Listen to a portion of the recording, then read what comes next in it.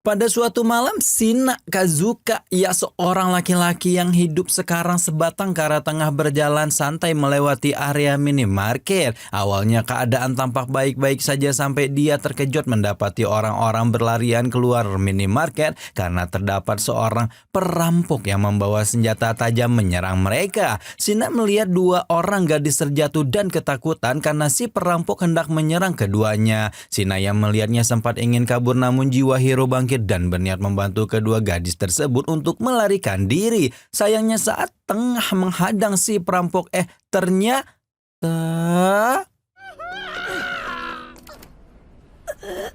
Sina menyangka dirinya sudah meninggoy akibat serangan perampok, namun ternyata Sina terbangun dan mendapati dirinya berada di sebuah kamar yang mewah. Begitu tersadar, Sina melihat seorang pelayan bernama Sylvia berteriak histeris mengetahui bahwa dirinya sudah siuman. Sina nambah bingung ketika dia juga mendapat pelukan dari wanita parubaya yang menyebut dirinya sebagai ibu. Saking penasarannya, Sina pun melihat ke arah cermin dan terloncat kaget saat melihat bahwa tubuhnya sekarang menciut menjadi seorang bocil berusia 3 tahun. Detik itu juga Sina menyadari bahwa dia mengalami reinkarnasi ke dunia lain seperti dunia isekai yang sering dia lihat dalam dunia game.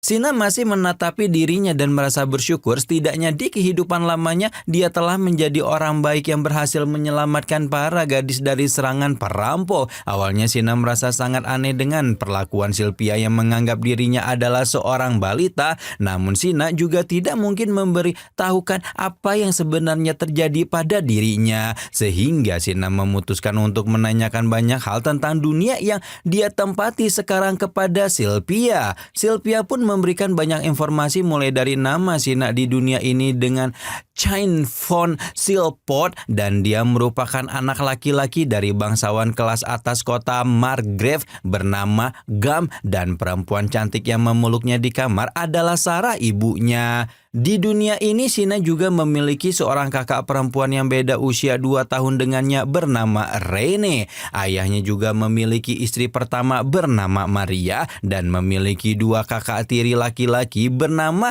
Dijin dan Alex. Sebagai seorang bangsawan, wilayah kekuasaan keluarganya berperan penting untuk melindungi kerajaan Osport, yaitu kerajaan terbesar di penjuru dunia.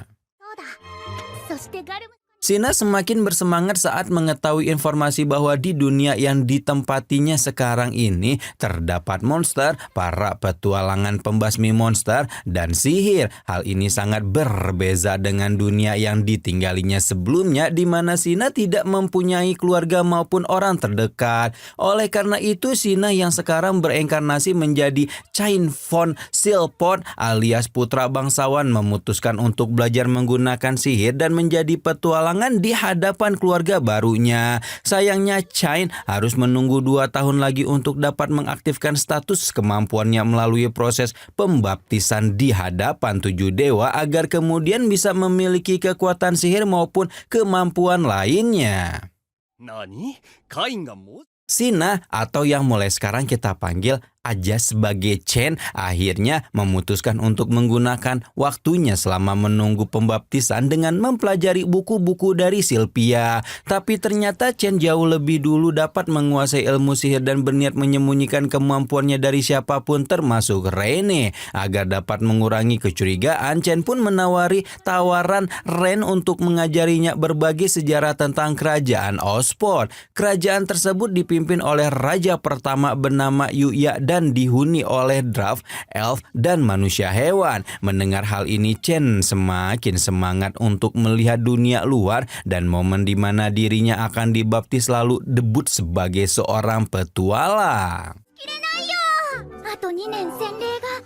Singkat cerita, akhirnya momen yang ditunggu-tunggu tiba di mana Chen akan segera dibaptis di hadapan 7 patung dewa Mervon untuk mendapatkan berkah supaya diberikan ilmu sihir dan kekuatan. Chen pun menuruti perkataan pendeta untuk mulai berdoa dan tiba-tiba ke-7 patung dewa tersebut memunculkan sinar yang sangat terang. Chen terkejut mendapati dirinya sudah ada di hadapan para dewa yang asli, apalagi saat mereka memanggil Chen dengan nama aslinya di masa lalu yaitu Sina Kazuka. Haleluya. Rime sang dewa reinkarnasi segera meminta maaf kepada Chen atas kejadian yang menimpanya di masa lalu. Dewa tersebut pun menjelaskan bahwa kalau ternyata tanpa harus mengorbankan dirinya, perampok yang malam itu berniat menyerang para gadis akan dikeroyok massa dan tertangkap. Tapi bagaimanapun juga para dewa sangat berterima kasih kepada Shina dan memutuskan untuk mereinkarnasi kehidupannya di dunia lain sebagai Chen von Silver. Semua dewa mulai memberikannya berkah, mulai dari dewa sihir, dewa perang, dewa teknologi, dewa dagang, dan dewa bumi. Setelah mendapatkan berbagai berkah, Chen kembali tersadar di momen pembaptisannya dan mengakhiri prosesi tersebut. Seluruh keluarganya tampak sangat penyisirin hasil dari status kekuatan.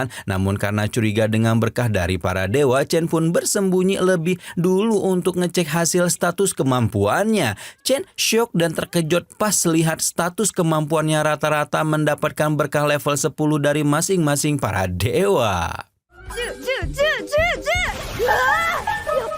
Untungnya Dewa Janom memberikannya kemampuan sihir untuk menyembunyikan skor papan status sehingga Chen buru-buru pulang ke kediamannya dan berencana untuk merahasiakannya dari keluarganya. Sampai di rumah Chen didesak keluarganya untuk nge-spill hasil status kemampuannya dan karena merasa terpojok akhirnya Chen memperlihatkan papan statusnya dan seisi rumah langsung syok terkejut-kejut. Bukan hanya skor yang sempurna tapi Chen juga dianugerahi kotak penyimpanan sihir yang sangat langka. Gara-gara kekuatan yang dianggap overpower, ayahnya pun meminta agar Chen merahasiakan ini demi terlindung dari incaran orang-orang di kerajaan dan Chen menyetujuinya. Karena bosan, Chen mengeluarkan ide gilanya untuk melakukan sihir pemanggilan dan berharap keluar makhluk berbulu imut yang menggemaskan dari mantra tersebut. Tapi alih-alih menemui hewan lucu yang keluar dari mantra tersebut, justru seekor monster buas yang siap melahapnya hidup-hidup. Rene dan gadis kucing bernama Parma yang juga ada di sekitar mantra pemanggilan ikut ketakutan melihat monster yang sangat buas hendak menerkam mereka. Chen bergegas melindungi keduanya karena dirinya tidak ingin mengulangi kesalahan yang sama dengan yang dibuatnya di masa lalu. Dengan kekuatan sihir yang dimilikinya sekarang, Chen mampu mengaktifkan sihir untuk mengembalikan monster tersebut ke tempat asalnya.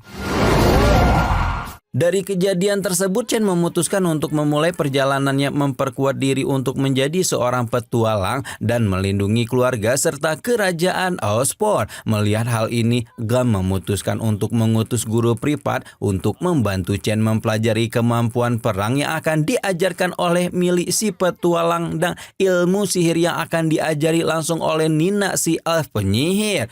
Milky dan Nina tampak terkejut melihat Chen ternyata jauh lebih hebat dari gurunya, bahkan kekuatan perangnya memiliki kecepatan yang luar biasa menandingi kemampuan Millie. Begitupun dengan Nina yang menyerah seketika saat melihat Chen mampu menguasai elemen-elemen dasar sihir tanpa merapalkan mantra apapun. Tidak hanya kemampuannya, Chen bahkan memiliki item box langka yang dapat menyimpan jutaan barang ke dalamnya. Meskipun sedikit pasrah, akhirnya Chen dan kedua gurunya memutuskan untuk belajar di luar arena istana. Astagfirullah. Mereka menyampaikan rencana ini kepada Gam karena khawatir jika latihan terus dilakukan di dalam istana, maka Chen bisa menghancurkan seisi istana dengan kekuatannya saat latihan. Mendengar alasan tersebut, Gam pun membolehkan putranya belajar di luar arena istana dengan didampingi oleh kedua gurunya. Chen bersemangat dan bergegas keluar istana untuk memperlihatkan ilmu sihir yang dimilikinya. Tapi saking overpowernya Chen, dia justru membakar arena hutan seketika menggunakan sihir Fireball Chen dan menciptakan lubang raksasa di sana.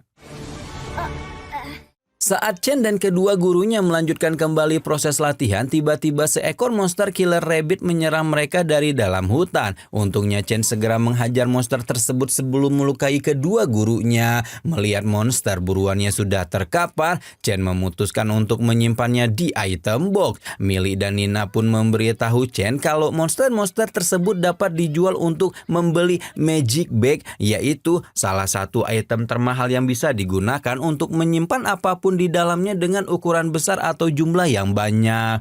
Mendengar hal ini, Chen pun belajar mengaktifkan skill lacak untuk memantau jumlah monster yang ada di sekitarnya seperti arahan dari Nina. Meskipun awalnya ragu, Millie dan Nina kembali terkejut mendapati murid bocilnya mampu menguasai teknik tersebut. Tanpa basa-basi, mereka pun bergegas menghabisi para monster yang ada di sekitarnya.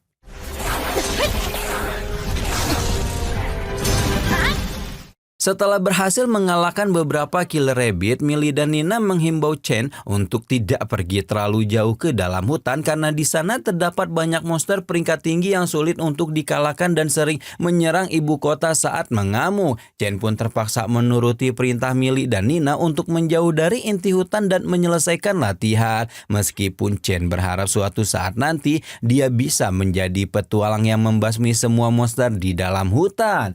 Sepulangnya Chen ke rumah, dia sangat terkejut melihat level di papan statusnya naik 100 kali lipat padahal cuma ngehajar beberapa killer rabbit barusan. Kenaikan levelnya pasti pemberian dari para dewa, namun Chen khawatir karena kekuatannya sekarang sudah melewati batas normal manusia. Keesokan harinya Millie dan Nina memutuskan untuk membawa Chen ke perkumpulan gue petualang untuk menggali informasi tentang level monster. Mereka harus mencari monster yang setara melawan Chen sebab Chen harus mengembangkan kemampuannya lebih luas lagi dengan sumber pengalaman yang baru. Orang-orang di dalam guild tersebut mulai penishirin kemudian mendekati Millie dan Nina lalu mengecek mereka karena sekarang beralih profesi jadi guru seorang bocil. Chen yang melihat gurunya dipegang-pegang oleh para guild pun tidak terima dan langsung menghajar mereka dan menangkis berbagai serangan pedang yang dilayangkan oleh para petualang yang mengejeknya.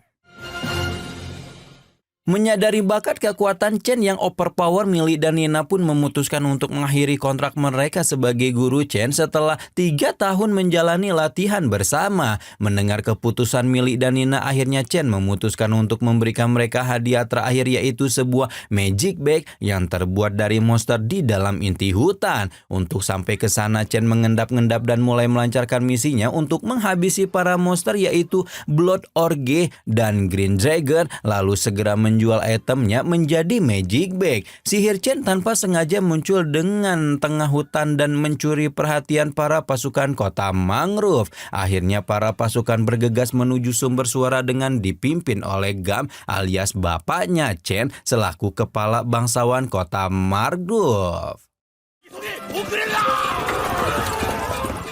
Akibat ulah Chen, para warga sekitar juga ikut khawatir dan sesampainya para pasukan mangrove di dalam hutan, ternyata Gam dan pasukannya tidak merasakan energi monster apapun. Mereka hanya melihat inti hutan yang sudah gundul terserang sihir yang tak lain adalah perbuatan Chen. Apalagi Gam menemukan sapu tangan milik Chen di sekitar area tersebut dan hal ini membuat Gam terkejut dan tak sanggup berkata-kata dengan perbuatan anaknya. Saat melihat latihan terakhir, Chen pun segera memberikan persembahannya kepada kedua guru kesayangannya yaitu 2 magic bag super power yang dapat menyimpan satu kerajaan di dalamnya.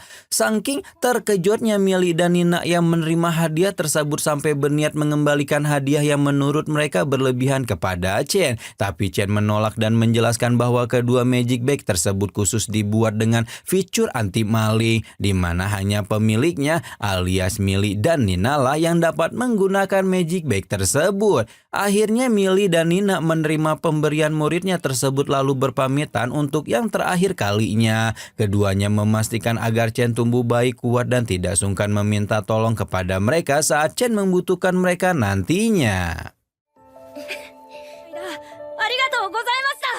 Bertambahnya usia Chen yang menginjak angka 10 tahun akhirnya pergi bersama keluarganya untuk melaksanakan pesta debutnya sebagai putra bangsawan di ibu kota. Di perjalanan Chen mengaktifkan kemampuannya untuk melacak energi monster di dekat gerombolan pasukan ayahnya. Melihat jumlah energi monster yang sangat banyak di depan jalur, akhirnya Chen memutuskan untuk pergi terlebih dahulu meninggalkan keluarga serta pasukannya untuk menyelamatkan pasukan lain yang tengah diserang oleh para monster. Chen melihat para monster beruang tengah menyerang pasukan dari negeri lain dan menewaskan sebagian dari mereka. Tanpa basa-basi, Chen langsung mengeluarkan sihir dan pedangnya untuk membasmi para monster beruang yang hendak menyerang kereta kuda di depannya tak bersisa.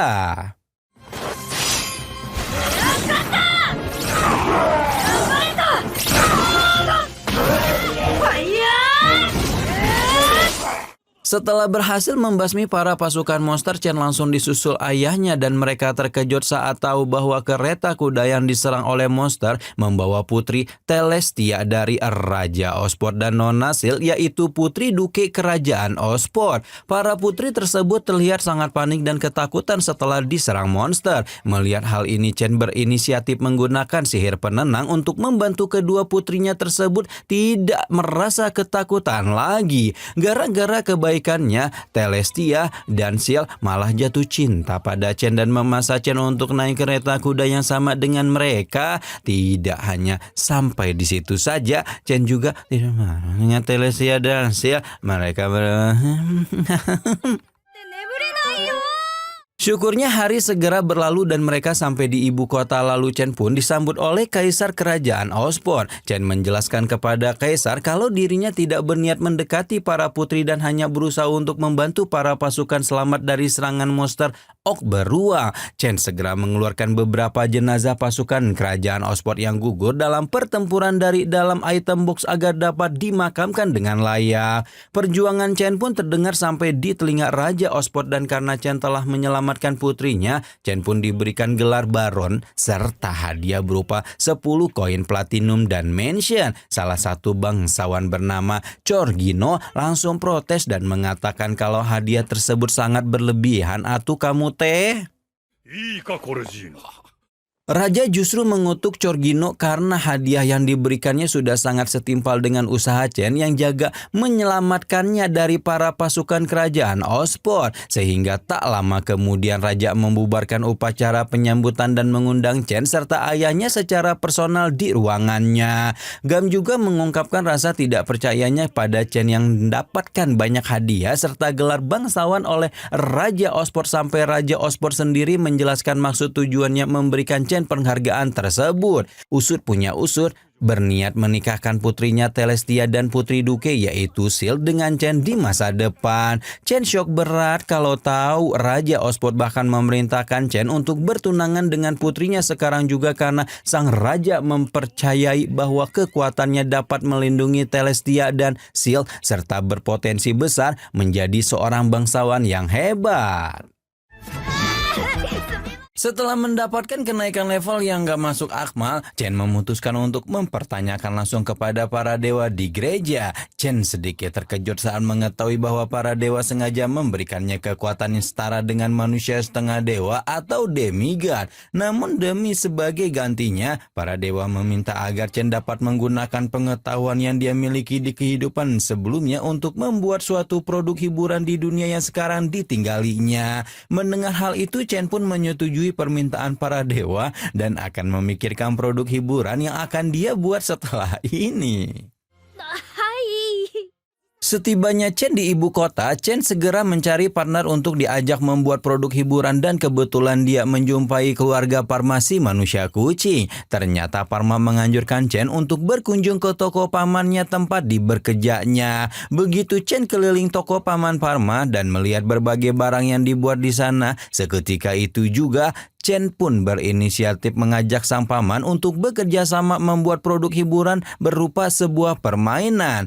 Lalu Chen meninggalkan gambaran prototipe permainan tersebut yang kalau dilihat sekilas maya seperti papan sudoku. Tidak hanya itu, Chen pun meninggalkan modal untuk paman Parma senilai 1 keping koin emas. Meskipun paman Parma sungkan, tapi dia tetap menerimanya dan menjalankan perintah Chen semaksimal mungkin.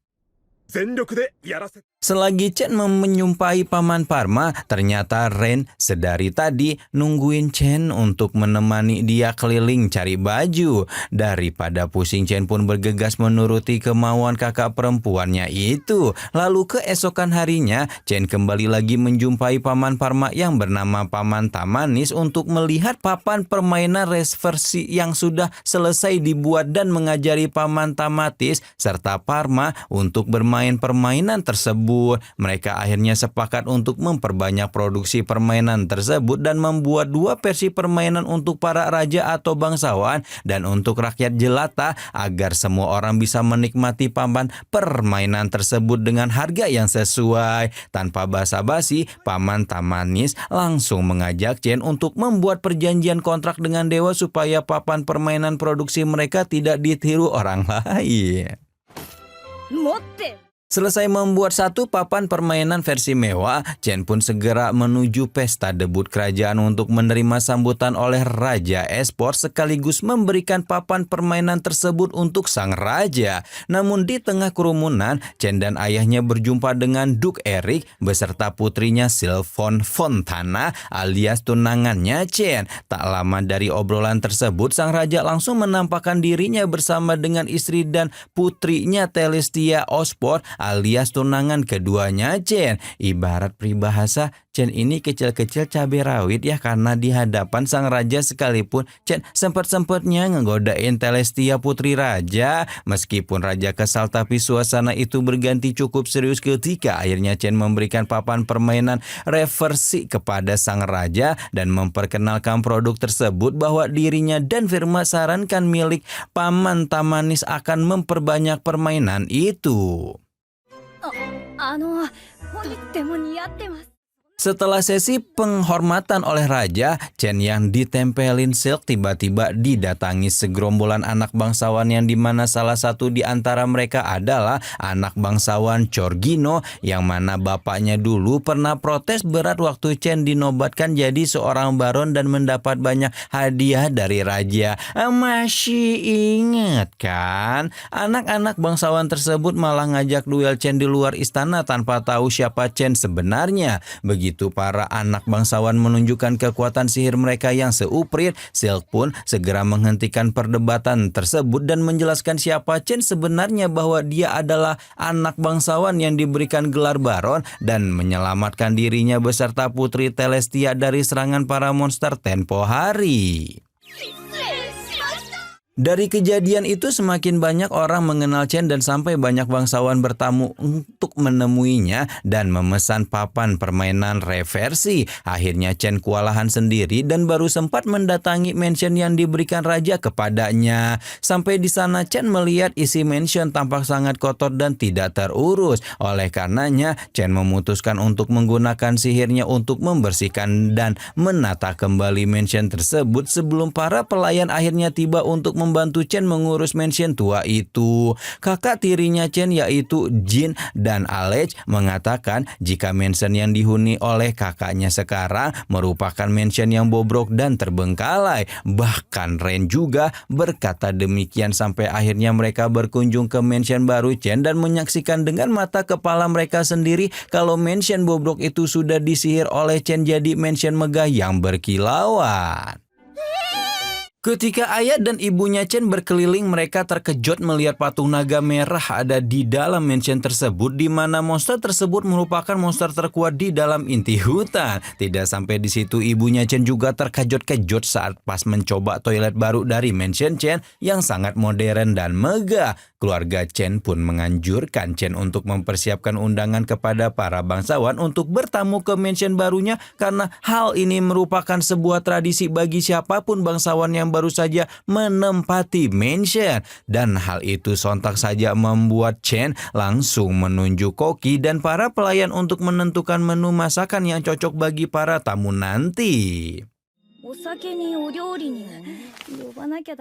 Chen memutuskan untuk memberikan merchandise gelas cantik untuk para tamu nanti yang dia desain sendiri menggunakan sihirnya dan memberikan resep hidangan daging hamburger sekte serta sake yang istimewa. Koki dan pelayan Sylvia semakin dibuat terheran-heran karena kenikmatan menu tersebut merupakan rasa yang baru di kerajaan esport, dan yang pasti hidangan tersebut dapat membuat para tamu terkesima. Chen pun segera mengundang para bangsawan dan menyisakan raja esport yang marah-marah lantaran dirinya tidak diundang oleh Chen. Lalu Chen meluruskan alasannya tidak mengundang sang raja karena takut jika mentionnya terlalu biasa-biasa saja untuk dikunjungi oleh seorang raja. Singkat cerita, akhirnya Chen pun mengundang seluruh kerajaan esport untuk bertamu supaya tidak ada lagi salah paham di antara keduanya.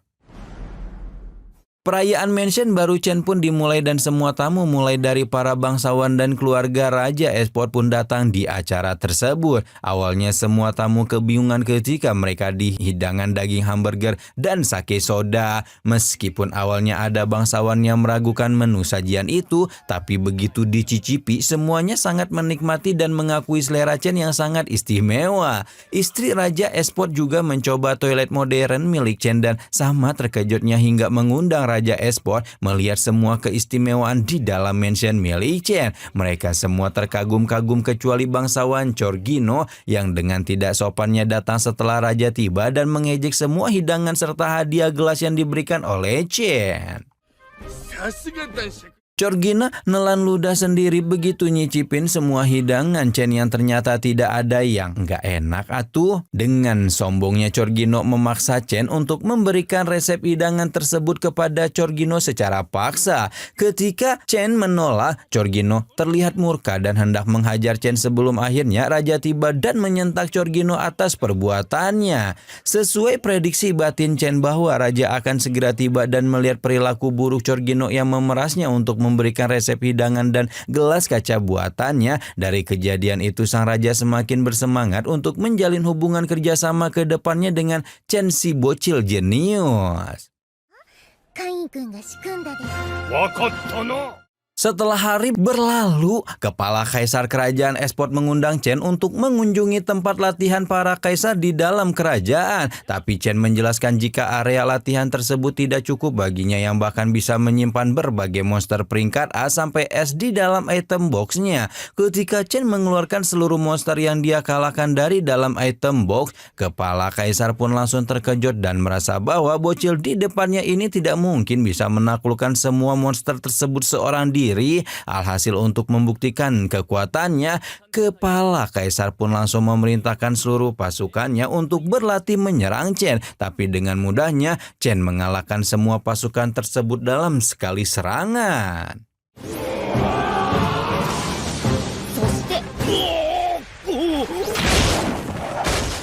Di tengah pertandingan Chen dengan para pasukan kerajaan, mereka dikejutkan dengan kedatangan Tifanna, yaitu putri kesatria perang dari negeri elf secara tiba-tiba. Tifanna yang berpangkat kapten itu pun langsung memerintahkan Chen untuk duel dengannya secara personal. Dan siapa sangka ternyata Chen dapat mengimbangi serangan Tifanna dan menghentikan pergerakannya seketika. Detik itu juga Tifanna kelepek-kelepek alias jatuh cinta kepada Chen sebagai satu-satunya laki-laki yang bisa mengalahkannya.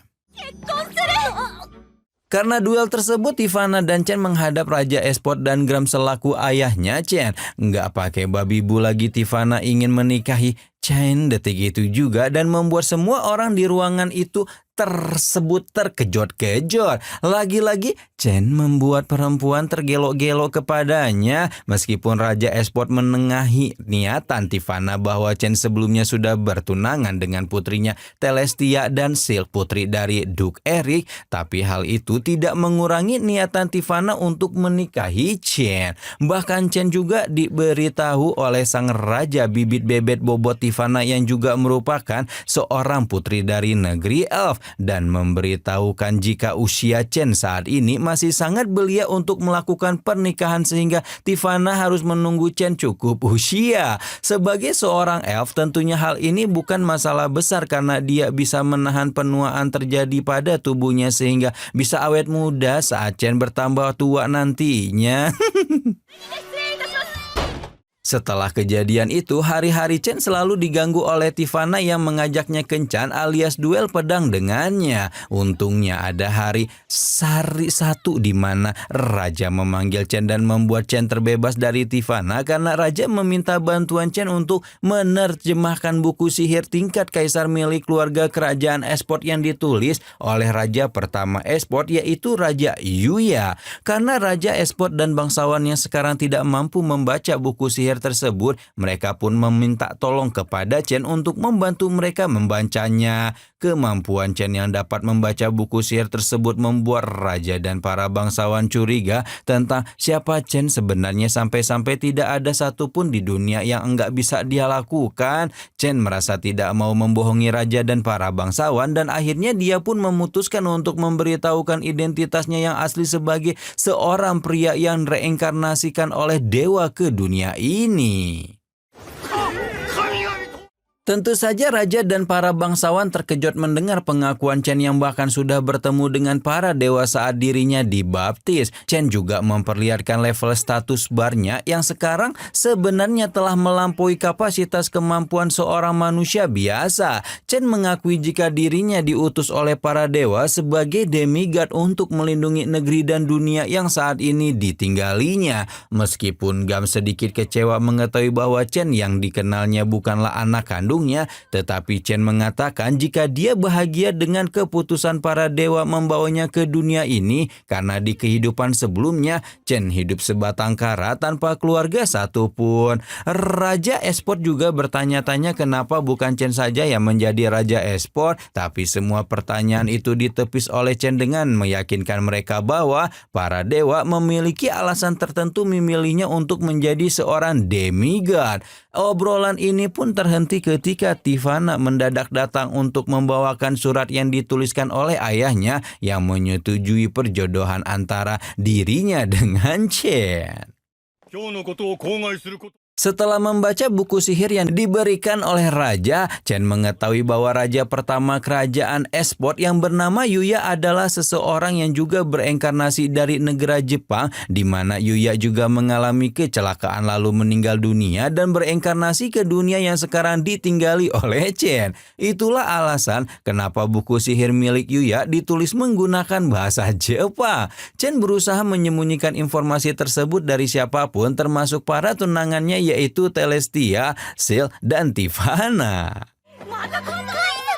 Chen memutuskan untuk mendaftarkan dirinya di dalam guild petualang untuk memperjuangkan karirnya yang ngebet banget jadi seorang petualang. Dari buku sihir milik Yuya, akhirnya Chen memantapkan niatnya tersebut dan segera meneteskan darahnya di atas alat penguji energi sihir agar dirinya mendapatkan kartu anggota guild beserta peringkatnya mulai dari yang paling bawah yaitu peringkat G. Lagi-lagi banyak anggota guild lainnya mencemooh Chen gara-gara dia masih seorang bocil yang tiba-tiba daftar jadi anggota guild petualang. Para anggota guild mulai menyerang Chen yang dengan mudahnya semua serangan tersebut ditepis dengan begitu mudahnya oleh Chen. Sebelum terjadi keributan yang dahsyat, datanglah petualang dari klan Es Api bernama Cloud yang segera mengusir antek-antek petualang dari guild lain yang hendak menyerang Chen lagi. Cloud yang ternyata penisirin juga segera mengajak Chen untuk berbincang lebih lanjut dan saling berkenalan satu sama lain. Cloud menjelaskan jika sebutannya sebagai Es Api karena dia memiliki party atau grup bersama istrinya yang juga pengguna sihir es, dan dia menyarankan kepada Chen untuk membuat party juga supaya lebih banyak misi yang diterima dan meningkatkan peringkat kartu guildnya.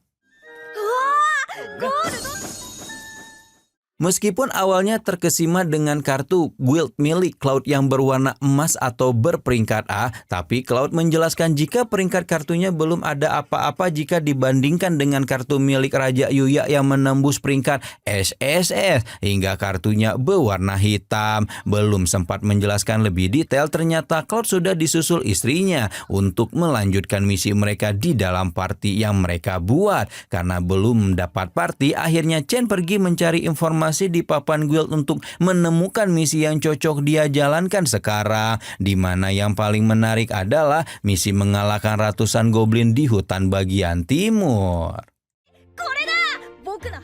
Saat hendak menuju lokasi misinya, Chen lebih dulu bertemu dengan Tivana dan alhasil mereka berdua pergi ke daerah hutan timur karena si Tivana udah terlalu bucin dengan Chen, jadi dia rela mengikuti kemanapun Chen akan berperang. Setibanya mereka di hutan timur, mereka pun langsung disambut puluhan monster goblin dan tanpa banyak basa-basi, Tivana langsung menyerang semua goblin itu. Tak bersisa dengan harapan Chen bisa kagum dengan kemampuannya. Tapi ternyata musuh mereka tidak hanya para goblin tapi juga terdapat banyak green lizard yang siap membunuh mereka. Melihat level monster yang dihadapinya akan sedikit sulit, Chen langsung memerintahkan Tivana untuk pergi bersama seorang pria petualangan yang terjebak di dalam hutan. Di lokasi yang sama ternyata Millie dan Nina, mantan gurunya Chen, baru saja datang dan menemukan sisa pertempuran di dalam hutan yang tidak menyisakan satu monster pun. Karena tidak menemukan energi monster, mereka berdua akhirnya memutuskan untuk kembali ke guild petualang. Sementara Chen justru mendapat kejaman dari asisten guild master karena dicurigai membuat curang saat menjalankan misi. Petualang bernama Chief ini menuduh Chen nge-cheat dan ngancam akan tarik kartu guild milik Chen serta mengusirnya dari guild petualang. Di tengah perdebatan antara Chen dan Chief, tiba-tiba muncul sang kepala guild master yang ternyata adalah seorang elf. Chief buru-buru ngadu kalau Chen diduga membuat curang untuk mengalahkan monster goblin dan green lizard di hutan timur. Lagi-lagi Tivana muncul tiba-tiba dan langsung memeluk Chen sampai seisi ruangan tahu kalau Tivana bertunangan dengan Chen. Situasi yang membingungkan ini segera dilerai saat guild master menjelaskan identitas Chen yang sebenarnya, yang merupakan bangsawan dengan gelar baron sekaligus putra dari bangsawan Gam. Tapi Chen lebih shock pas tahu kalau si guild master itu adalah abangnya Tivana dan mereka bakalan jadi saudara ipar kelak nanti. Chief yang sekarang tahu siapa Chen pun langsung bersujud dan meminta maaf karena telah menuduh Chen yang bukan-bukan, apalagi sampai mengancam akan menarik kartu guild milik Chen. Gara-gara Chen berhasil mengalahkan 30 ekor green lizard, akhirnya guild master memberikannya kenaikan peringkat di kartu guildnya menjadi peringkat A. Meskipun semua orang terkejut, tapi keputusan guild master tidak bisa ditentang dengan catatan bahwa Chen tetap harus membasmi para perampok agar dapat meningkatkan lagi peringkat kartu guild miliknya. Sebelum berpamitan, guild master yang juga kakaknya Tivana berpesan kepada Chen agar Chen dapat menerima Tivana sebagai calon istrinya yang hobi ngajakin baku hantam.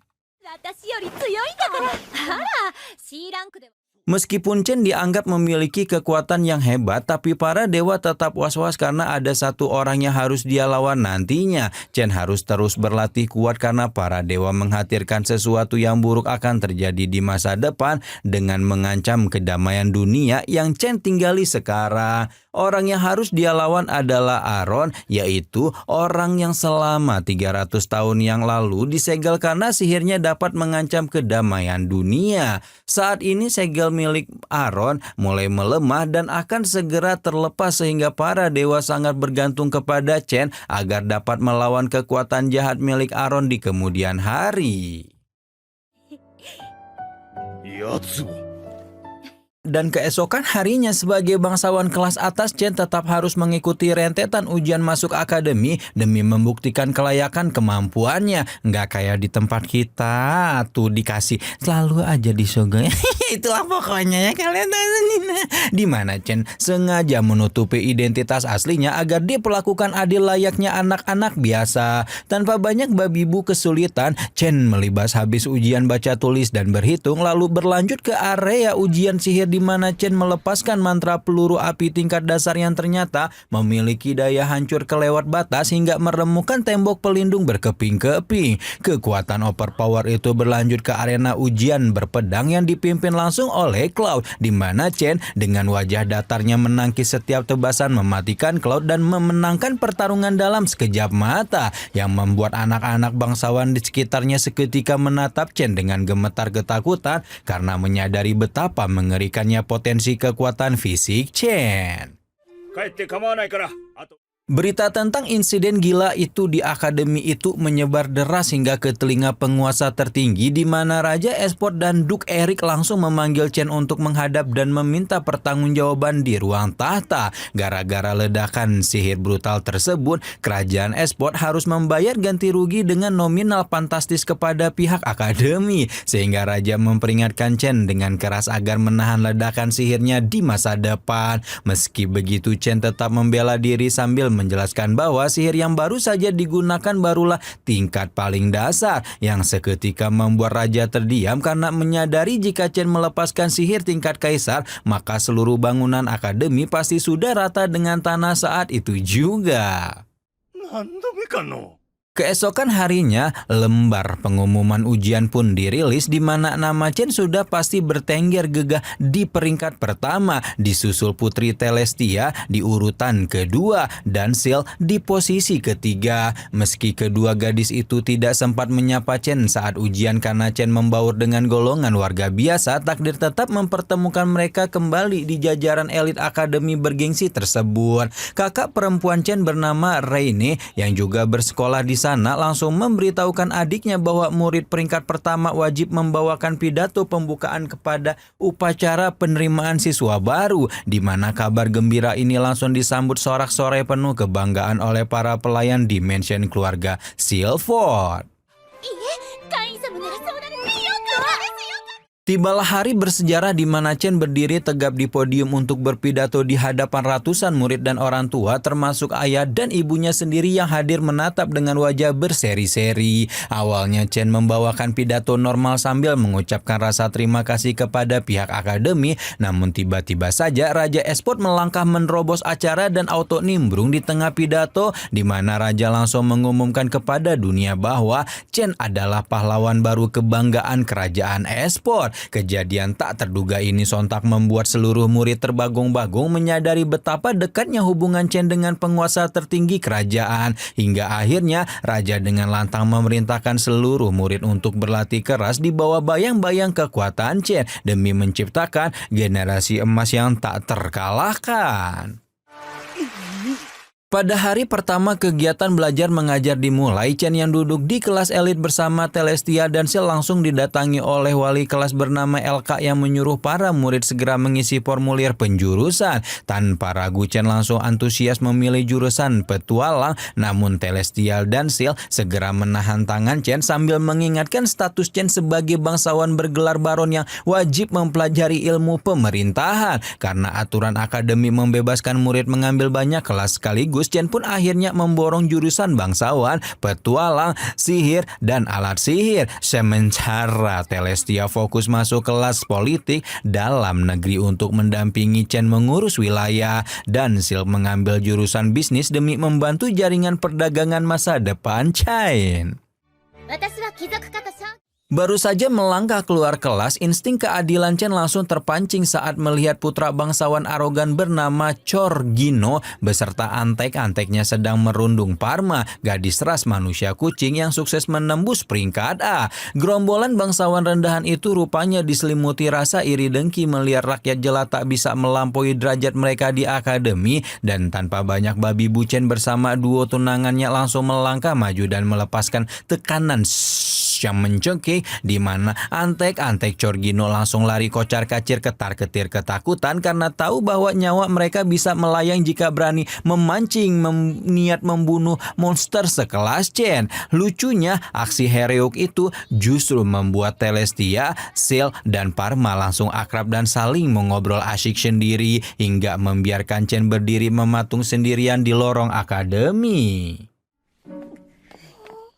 Saat sedang meratapi nasibnya yang dianggurin oleh para tunangannya, indera pendengaran Chen mendadak menangkap bisikan misterius yang mengarahkan kepadanya menuju perpustakaan akademi. Chen pun melangkah menelusuri lorong sepi mengikuti sumber suara itu, namun begitu meminjakan kakinya ke dalam perpustakaan, pandangan Chen mendadak berputar hebat di mana tubuhnya seketika itu juga berteleportasi menembus dimensi dan mendarat keras di ruang asing. Di sana sosok pria parubaya misterius itu sudah duduk santai menunggunya sambil menyuguhkan secangkir kopi panas yang rupanya adalah Yuya, raja pertama esport yang sudah hidup sejak 300 tahun silam sekaligus dewa pencipta dunia Fan Binil tempat Chen berpijak saat ini. Mengetahui identitas entitas dewa di hadapannya, wajah Chen langsung memucat apalagi saat Yuya menguji kecepatan Chen dengan merebut kue dari tangannya dan menggantikannya dengan bilah pedang tajam yang nyaris memenggal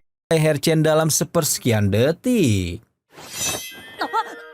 Melihat refleks Chen yang masih terlalu lambat, Yuya akhirnya membongkar rahasia kelam bahwa di masa depan Chen harus berhadapan dengan entitas mengerikan bernama Aron, dewa jahat yang segelnya kini mulai retak dan siap memancarkan teror kehancuran ke seluruh penjuru dunia. 300 tahun lalu, Yuya dan rekan-rekannya berhasil mengurung Aron, namun kini aura kegelapan Aron kembali meracuni hukum alam yang memicu makhluk hidup untuk saling membantai demi mengubah dunia menjadi arena permainan kematian. Karena Yuya dan para dewa lainnya terikat batasan dimensi dan tidak bisa turun tangan, satu-satunya harapan dunia kini bertumpu kepada pundak Chen, di mana Yuya langsung membekali Chen dengan pedang tajam serta kompas penunjuk arah, lalu melempar Chen ke alam liar Fabinil untuk membantai monster tanpa henti, mengingat 1 tahun di dimensi Fabinil hanya setara dengan 1 hari di dunia nyata.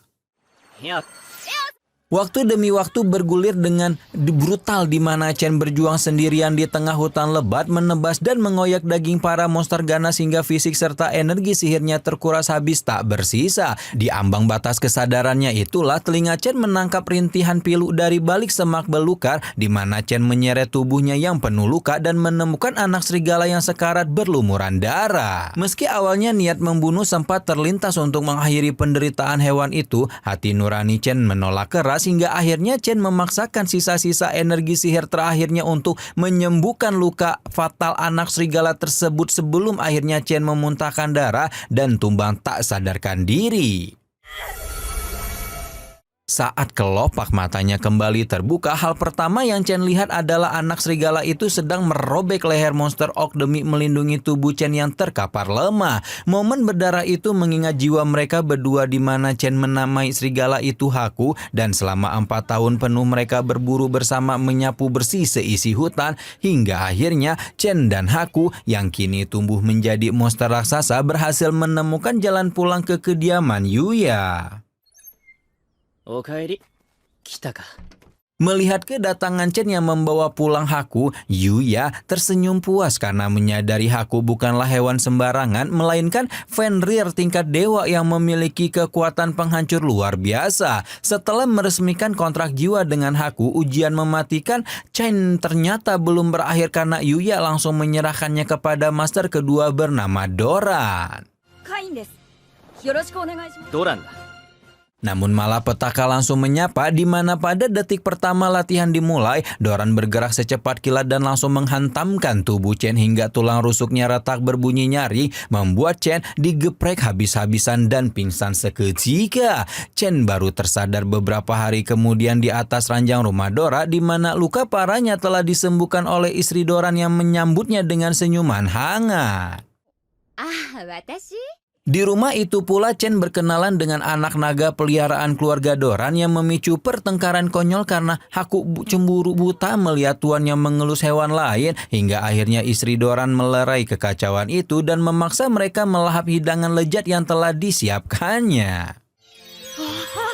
Setelah kondisi fisiknya pulih total, Chen kembali terjun ke neraka latihan bersama dengan Doran menghabiskan waktu setahun penuh bertarung mati-matian hingga akhirnya Chen sukses menembus batas potensinya dan menguasai teknik pertahanan yang mampu menangkis serangan brutal Doran. Menjelang detik-detik kepulangannya ke dunia nyata, Chen menatap tajam ke arah Yuya dan menagih janji sang dewa untuk menceritakan kebenaran di balik masa lalu Aron. Dengan nada suara yang berat, Yuya akhirnya mengungkap kebenaran pahit bahwa Aron dulunya adalah dewa permainan yang terseret dalam keegoisan hingga membusuk menjadi dewa jahat, dan dalam pertempuran mematikan 3 abad silam, Yuya terpaksa merelakan nyawa 2 rekan seperjuangannya demi menyegel Aron secara permanen. Mendengar nama kedua pahlawan yang gugur itu, jantung jantung Chen seakan berhenti berderak karena kedua rekan Yuya yang mati mengorbankan jiwa mereka tidak lain adalah Shina Seiya dan Shina Megumi yang merupakan orang tua kandung Chen saat di kehidupan sebelumnya. Mendengar kebenaran tragis tentang masa lalu kedua orang tua kandungnya, Chen langsung menghampiri makam mereka dengan tatapan penuh kerinduan sambil mengucapkan rasa terima kasih yang mendalam kepada Yuya karena telah mengungkap rahasia gelap tersebut. Merasa Chen sudah cukup kuat menanggung beban takdir, Yuya akhirnya mengembalikan wujud fisik bocil Chen dan menyuruhnya kembali ke dunia asalnya untuk menghancurkan dewa jahat Aron, di mana Yuya juga mewariskan pedang suci miliknya demi membantu Chen melindungi dunia barunya. Bersama Haku dan anak naga milik Doran bernama Gin, Chen pun melangkah menembus dimensi dan langsung disambut hangat oleh seluruh penghuni kerajaan Esport, terutama Teles dan Sil yang dengan susah payahnya membuatkan kue khusus untuk menyambut kepulangannya. Melihat bentuk kue yang sangat mirip dengan buatan Yuya di masa lalu, Chen langsung merasakan dejavu yang luar biasa hingga air matanya tumpah tak terbendung karena kini Chen menyadari bahwa dirinya benar-benar memiliki keluarga baru yang begitu menyayanginya dan tidak akan pernah hidup dalam kesepian lagi. Keesokan harinya, Chen bergegas menghadap Raja Esport untuk melaporkan pencapaiannya mendapatkan pedang warisan raja pertama serta keberhasilannya melewati latihan raka di dimensi Fabinil yang membuat kekuatan fisiknya melonjak drastis. Meski Raja Esport terbagung-bagung mendengar pencapaian gila tersebut, Chen justru dibikin lebih jantungan saat Duke Eric memberitahu bahwa dirinya telah melewatkan ujian peringkat A di guild petualang selama masa pelatihannya. Tanpa membuang waktu, Chen langsung meluncur menemui Guild Master yang untungnya saat memaklumi situasi Chen dan langsung memberikannya misi ujian baru berupa pembasmian kelompok bandit perampok di jalur wilayah Gracia menuju ibu kota. Sesampainya di lokasi misi, takdir justru mempertemukan Chen dengan mantan gurunya yaitu Mili dan Nina serta Sabinos bapaknya Parma, di mana tanpa banyak babi bu lagi, Chen langsung melesat maju menghajar para bandit itu hingga babak belur dan mengurung mereka semua ke dalam jeruji kereta kuda.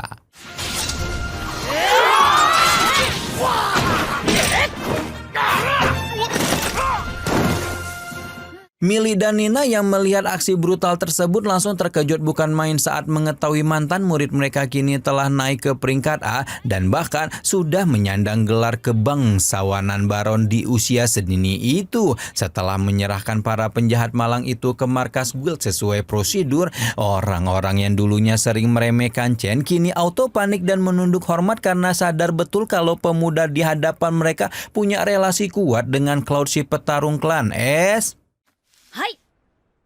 Pesta perayaan pun meledak di dalam guild malam itu, namun Chen yang enggan ikut minum homer memilih kabur diam-diam dengan alasan harus bersiap masuk akademi keesokan harinya. Sialnya, Mili, Nina, beserta Cloud dan istrinya Lina malah nekat membututi Chen ke akademi dan menyamar menjadi guru tamu yang membuat Chen ketar-ketir setengah mati berusaha menyembunyikan identitas dan kekuatan overpowernya agar tidak dijauhi oleh teman-teman sekelasnya. Rencana Cloud dan kawan-kawan yang sengaja mengabaikan Chen di kelas agar pemuda itu bisa pamer kekuatan di momen yang tepat justru menjadi bumerang karena Chen yang merasa jengkel dicuekin habis-habisan malah melampiaskan amarahnya dengan memborbardir hutan di luar akademi menggunakan sihir ledakan beruntun. Dentuman dahsyat itu membuat seisi kota gempar karena mengira ada Raja Iblis yang turun dari langit hingga memaksa Gam selaku ayah Chen memimpin pasukan kerajaan meluncur ke lokasi kejadian hanya untuk menemukan sapu tangan milik putranya tergeletak di antara kawah-kawah kehancuran. Akibat ulah barbarnya itu, Chen kembali diseret ke hadapan Raja Esport untuk diinterogasi habis-habisan, di mana Chen harus memutar otak mencari 1001 alasan demi menghindari hukuman berat atas kerusakan alam yang diciptakannya. Belum reda masalah hutan, Chen kembali bikin ulah di kelas pemanggilan sihir saat murid-murid lain sibuk menjalin kontrak dengan monster biasa, di mana Chen malah tanpa sengaja merobek dimensi dan menarik keluar sosok Raja Iblis bernama Set langsung dari alam baka. Meski Chen mati-matian menutupi kejadian itu dari pandangan teman-temannya, kontrak jiwa antara dirinya dan Raja Iblis telah terukir mutlak, memaksa Set menundukkan kepala dan bersumpah setia menjadi pelayan abadi bagi Chen mulai detik itu juga.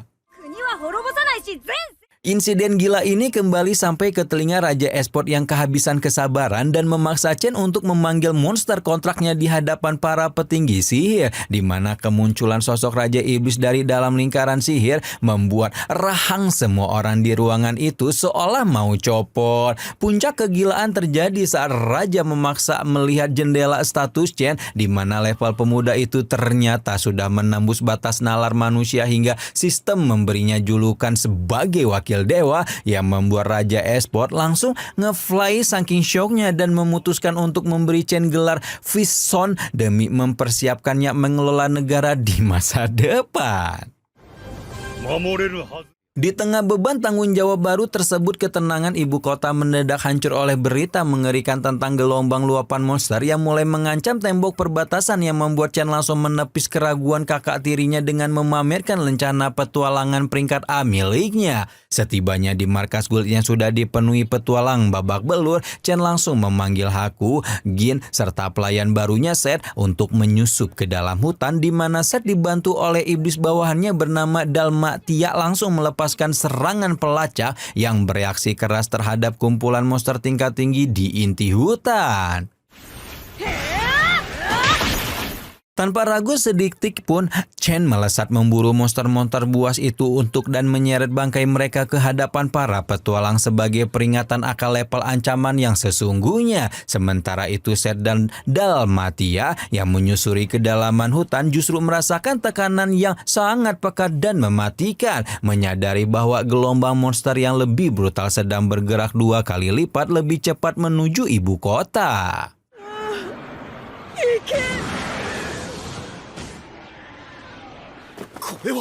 Mendapat laporan darurat dari Set, Chen langsung membagi fokus pertahanan dengan memerintahkan Tipana dan para petualang untuk mengevakuasi warga dan menjaga tembok kerajaan, sementara dirinya dan Set melesat membelah angin menuju jantung luapan monster di dalam hutan. Pemandangan mengerikan menyambut mereka saat sumber kekacauan itu terungkap sebagai wujud raksasa Black Dragon yang tubuhnya telah sepenuhnya diinangi oleh dewa jahat Aron. Menyadari ancaman tingkat dewa di depan mata, Set langsung merapal mantra pemanggilan untuk menarik para jenderal iblis ke medan tempur demi menahan gelombang monster yang nyaris menjebol pertahanan Cloud dan Tivana di perbatasan. Pertarungan epik tak terhindarkan saat Chen menerjang maju menghancurkan ratusan monster yang menghalangi jalannya, hingga akhirnya tinju Chen berbenturan keras dengan pertahanan sihir hitam Aron yang membuat udara di sekitar mereka bergetar hebat. Serangan demi serangan dilancarkan secara membabi buta, di mana Haku dan Gin yang mencoba membantu menembus pertahanan Aron justru terpental keras dan memuntahkan darah akibat hantaman sihir hitam yang meretakkan tulang mereka. Melihat hewan peliharaan kesayangannya digeprek tanpa ampun, emosi Chen meledak tak terkendali hingga memicu mode overload yang membuat seluruh urat nadinya menonjol, di mana Chen langsung memusatkan energi raksasanya dan menghantam wujud Black Dragon itu dengan serangan brutal yang meremukkan sisik naga dan menghancurkan inti sihir Aron hingga hancur berantakan. Ledakan energi dari amukan Chen hampir saja melenyapkan seisi hutan menjadi abu jika saja Haku dan Gin tidak segera menyeret tubuh majikan mereka untuk menyadarkannya, meninggalkan pemandangan kawah raksasa yang menjadi saksi bisu musnahnya ancaman dewa jahat hari itu.